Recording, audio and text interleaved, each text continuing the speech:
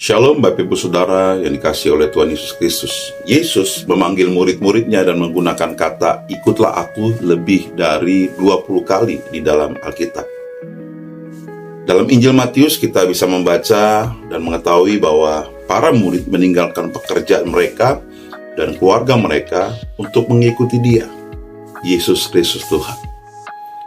Di dalam Matius 4 ayat 20 berkata, lalu mereka pun segera meninggalkan jalannya dan mengikuti Dia.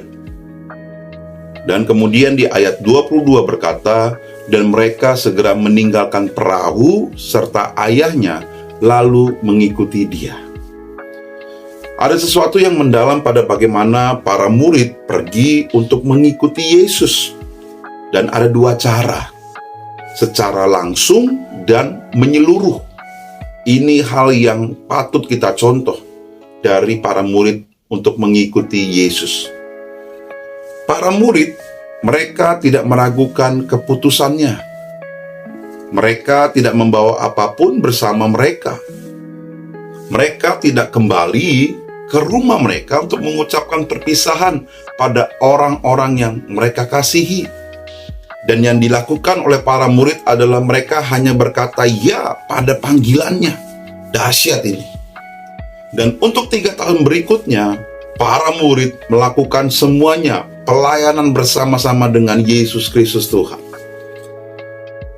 Banyak orang akan mengatakan bahwa apa yang dilakukan oleh para murid adalah radikal dan sangat berlebihan. Dan memang demikian kenyataannya. Untuk mengikuti seseorang yang hanya berbicara pada mereka, seseorang yang tidak tinggal di istana sebagaimana seseorang raja seharusnya tinggal, seseorang yang tumbuh seperti mereka, dan seseorang yang datang untuk melayani adalah hal yang ekstrim. Mana mungkin kita mau mengikuti seseorang yang biasa-biasa saja.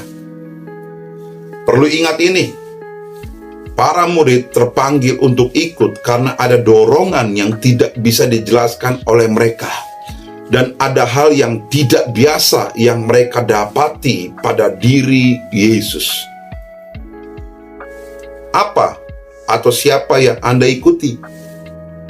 Kita semua mengikuti sesuatu atau seseorang.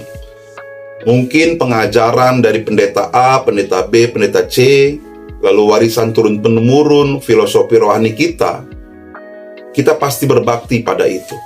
Tinggal di manakah kita mengakuinya. Sebagai pengikut Kristus, seseorang yang harus kita ikuti adalah Yesus, bukan manusia.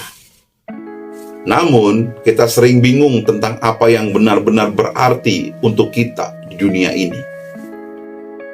Jika kita bertanya kepada 10 orang tentang pendapat kita untuk mengikuti Yesus, kita kemungkinan besar akan mendapatkan 10 jawaban yang berbeda. Kebanyakan jawaban akan terkait dengan tindakan kita. Hidup dengan baik, menjadi baik, menunjukkan kasih, pergi ke gereja, lalu membaca Alkitab.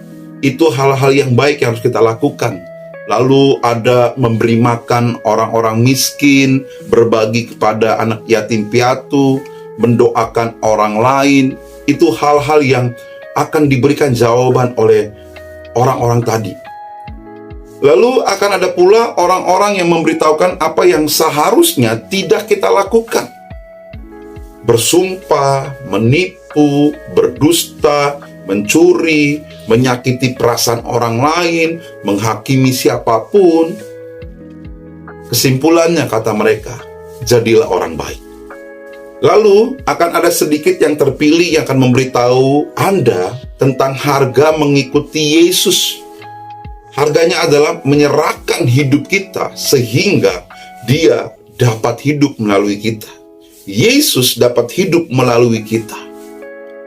Dan saran mereka adalah berserah pada Yesus. Mari kita mendalami apa artinya menyerahkan hidup kita pada Yesus saat kita mengikuti Dia di dunia ini.